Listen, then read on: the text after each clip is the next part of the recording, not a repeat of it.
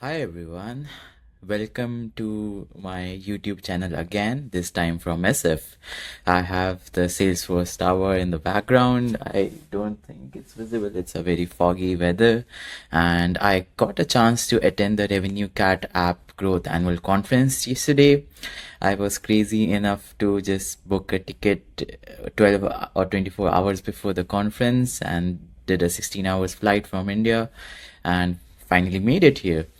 And so I'm writing a blog post about it as well, but right now I just want to have my thoughts in this video so that I can look it up later and you can understand how different it was when compared to the iOS conferences that I'm used to going to. So the event started with registration, and I was a bit late because my flight got delayed and I had to run to the venue, but I made it somehow for the keynote. At the keynote, I learned a lot. So I'll just go through my Twitter post so that it's much easier.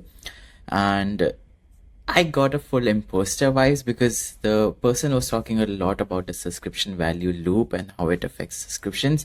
And I just released my first subscription app like last week, so I just have no idea of. I could not relate to what the speaker was saying, but I think next year I hope I can relate a lot more when I'm back for this conference. And the session is out there on the RevenueCat's channel. You can go out and watch the live streams. I will also put the link in the description. And the second session was we did some networking. Then there was a session on success on Google Play. I learned a lot about that.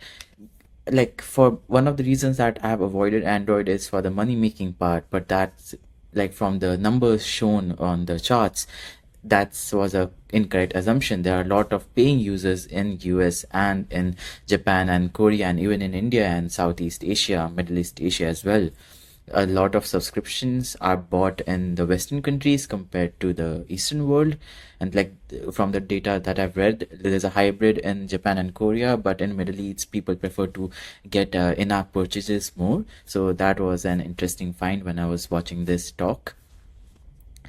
Then there was this amazing talk on they clicked my ad, now what, and how to optimize landing. And it was a very amusing talk. I won't use the funny because it sounds negative, but I really enjoyed watching this talk.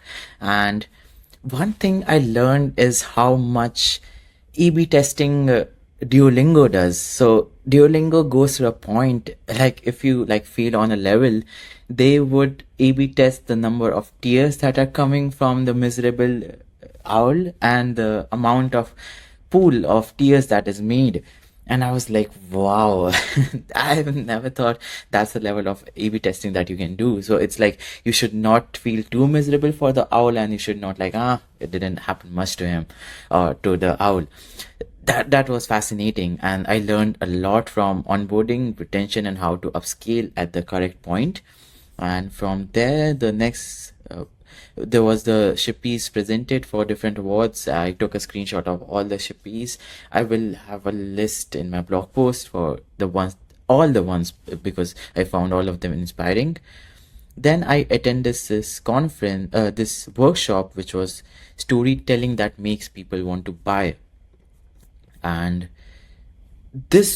I love this workshop so much because when I saw the word storytelling, I knew that as a writer, I prefer to call myself a writer more than a developer.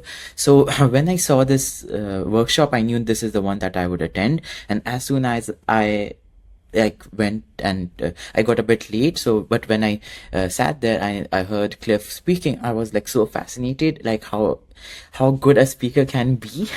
So when I saw him, and there was this line that he said that gave me goosebumps. It's like a lot of people told him that his product Speechify should be just a feature and not a product in itself, but he didn't tell them no, it's it's a product in itself. So he had this vision in himself and this belief, and in the end the numbers tell that the vision was correct. And I was like, wow, man, that felt so inspirational. I can still feel the goosebumps when I say it out loud.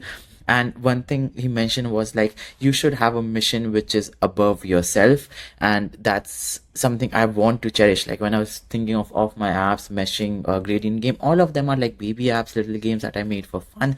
I do not have something that I can look up to every single day. Like when I saw like Cliff was sitting in front of me and he was still using his app to listen to audio on from a website, I'm like, this guy is dog fooding his app literally everywhere. I need an app for myself that does this. So after that workshop, I was so motivated to go back and do something, like find an idea that I can work on. And I'm still thinking, but this workshop was worth coming for this whole conference, and I'm glad I did. Then after this, we had some lunch break. Then there was this podcast on Unconventional Growth by Nikita Bear. I have already heard the podcast, the one on Lenny's channel. So some of the words, so it was like similar. The story cannot change, right? So the words were similar, and that was like a 3-hour podcast, if I'm not wrong.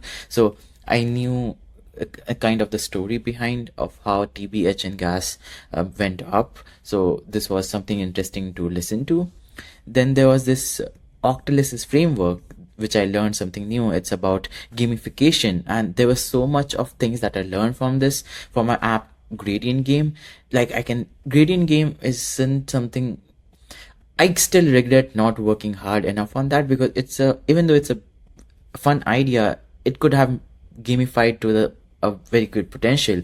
Like in 2019, it was picked up by App Advice, and I got like 10-12,000 downloads in a day and a lot of feature requests, but I never like worked on that. I have no idea why, because in my head I always thought that it's not good enough.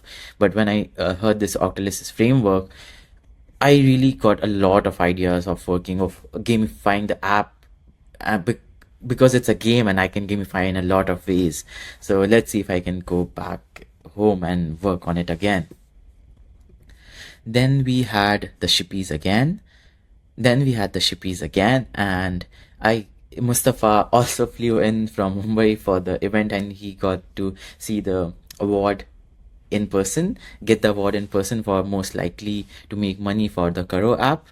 Then finally it's me who got the award for winning the Build in Public challenge for my app meshing in person. And when I was looking at this picture, I'm like, wow, this guy has gotten so smart. Like I have lost 20 kgs in the past this year, and like 10 kgs from in the past few months. So, and I can see the difference. I can see the difference in my confidence as well.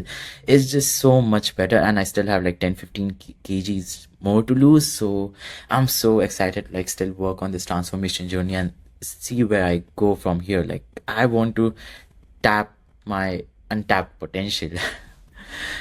And after that, we had the closing keynote by Jacob, who is the CEO of RevenueCat, and he talked about shipping a ton for the next quarter. One of the features was this paywall compliance that I'm excited about. There was also this customer center where they can manage the subscription in app, which is really cool, and you can have that in the app itself, like a plug and play from RevenueCat's dashboard itself. So it was an exciting conference. There was this dinner and after party afterwards. The jet lag kicked in at 4 p.m. itself, so I couldn't not make it till 10 p.m. for the after party. I was there till 9:30, and I just came back to my hotel and slept like a baby.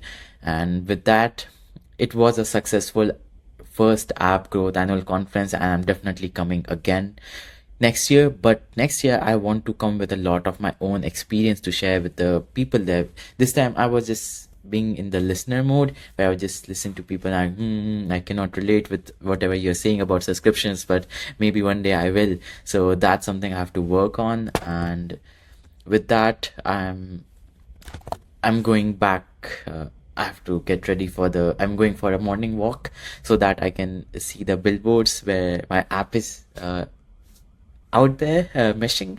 So that's the thing I will do, and attend the conference. I will create a similar video for the conference that I go today as well. And because my phone and laptop were not charged yesterday, so I could not take much notes, but I'm glad that RevenueCat did a live stream so I can go back and make notes again. But for this summit that I'm going to, I will make sure that I make notes so it's much easier to write a blog post about it. So with that, I hope you learned something new and you were as excited as I am being back in this beautiful SF weather. And with that, I hope you have a great day and see you tomorrow.